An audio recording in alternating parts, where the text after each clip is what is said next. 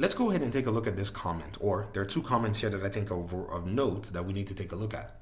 So Anonymous says, the reality is Microsoft are admitting defeat on Xbox's behalf by bringing Halo over to PlayStation. And if this happens, there will be no red lines for future releases because Halo is the face of Xbox since the original debut.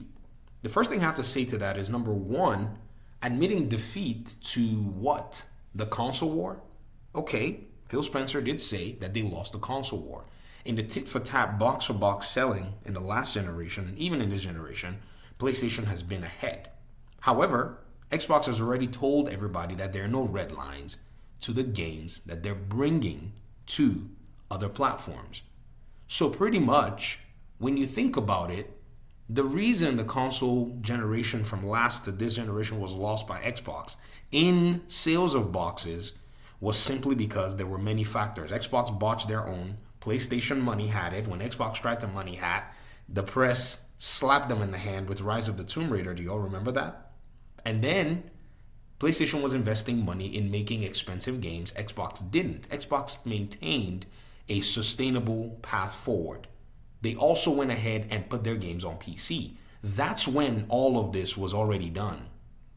They capitulated to wanting to sell box for box and hold exclusives with PlayStation in 2016, even before the Series X and S generation came into play.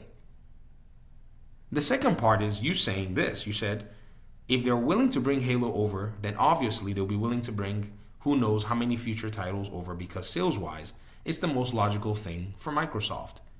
So now that they've realized we can't sell as many boxes at this moment in time as PlayStation, we need to sell more games than they can ever.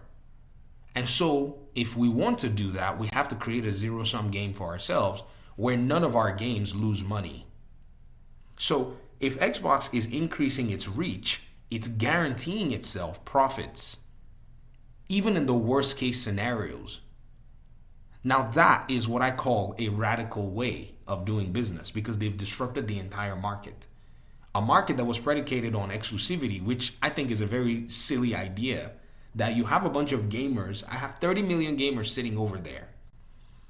And I look and say, hey man, for you to come play my $60 game, or even maybe I have 3 games you're interested in, which all total into $180, I want you to spend an extra $500 on my box to then have the privilege to play these 3 games that you then have to wait 5-6 years for me to make you the sequel of those games later down the road while your box collects dust. Stupid proposition, especially in today's market when there are many games out there. This is why Astrobot, Stellar Blade, Rise of Ronin, Final Fantasy, all of the exclusives that were put out by PlayStation pretty much met mediocre expectations compared to the legacy names under the PlayStation brand. So PlayStation basically is in a position where they can't take risks if they're not willing to open up their platform, their games anyways, to go into other platforms.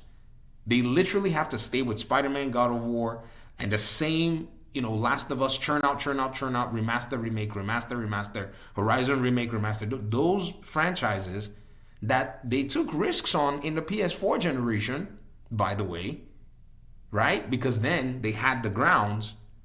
It's going to be hard for them to take risks right now because the generation has not necessarily matured and development costs have gone up.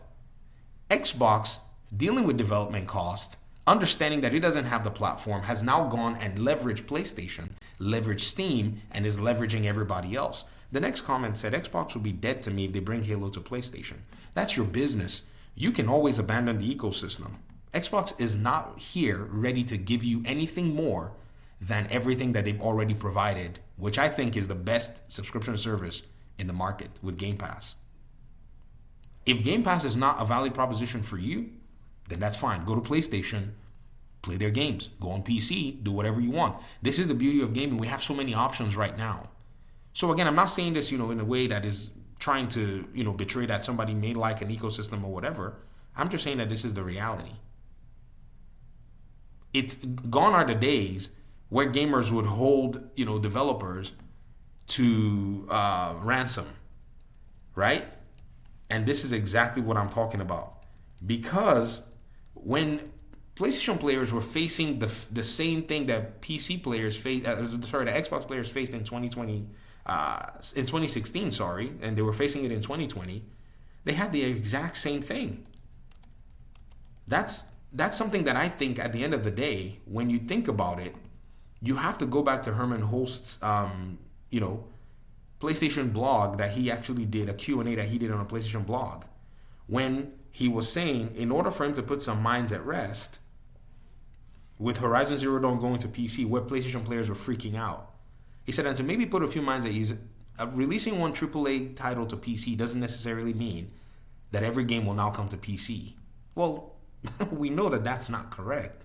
We know that that stance on PlayStation's part has changed. In another 4 years, we will more than likely see more PlayStation developed games make their way to Xbox. More. Why do I say more? Because we already have MLB The Show.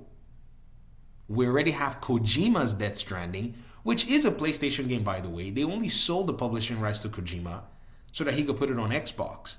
I expect to see more publishing rights sold for those games to make their way to Xbox. Another company is Ilphonic. Ilphonic developed for them Predator Hunting Grounds, and they sold the publishing rights back to Ilphonic so that Ilphonic could take the game to Xbox. So for all of the talk that PlayStation is capitulating by bringing their games to, PlayStation, you also have to admit that these other games that are coming from Xbox's hands, from PlayStation to Xbox, are looking for pretty much the exact same thing, which is more sales. Seeing as nobody bought PlayStation, or maybe few, to play Death Stranding, Kojima had to basically find ways for them to move the games to other platforms. So 505 published it on PC. I think it was like 6 months later, right? The game went on a sale because on PlayStation, probably mid. And even if not, you need long-term sales of your game anyways. That's another thing too. If you hit saturation point of your platform, long-term sales don't even help you on that same platform. You got to move to other platforms. A lot of people forget that particular piece of the puzzle. And so, yeah, Xbox has basically guaranteed itself future profits under almost any circumstances. That is an ironclad way to actually do business. And a lot of people are ignoring that particular reality. You have nothing on the line in this conversation in terms of your investment. So you in a sense, underrate the investment that's been made from Xbox's part. Think about it.